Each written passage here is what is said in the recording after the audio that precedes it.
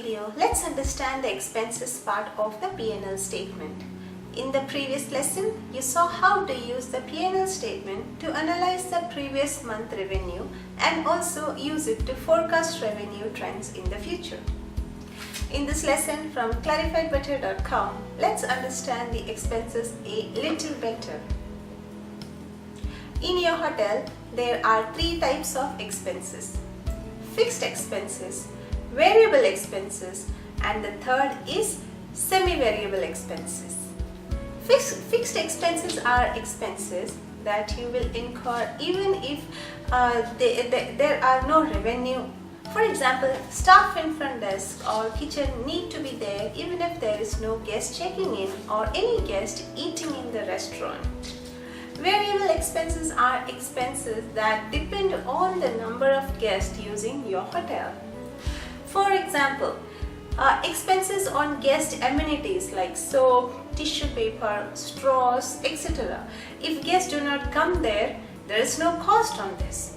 The third category, or the semi-variable expenses, is where there is a basic fixed cost and then the other part is variable. You can see examples of this in buffet or in electricity bill of the hotel. Buffet has a fixed cost for some number of people. If additional dishes are replaced, the cost is variable to that extent. Similarly, there is electricity required to run the hotel, AC plant, etc. If there is additional banquet hall requirement, AC cost for that day will go up. In order to run a profitable business, you need the revenue to go up and expenses to come down. However, if you have seen some expenses are fixed and some are variable, in order to see which expenses to control, you must be able to classify expenses correctly to fixed expenses and variable expenses. Ask yourself the question: are my fixed costs really fixed? How can I make the cost semi-variable at least? For example, do I need to call all three front office receptionists on shift during a national holiday and pay double wage?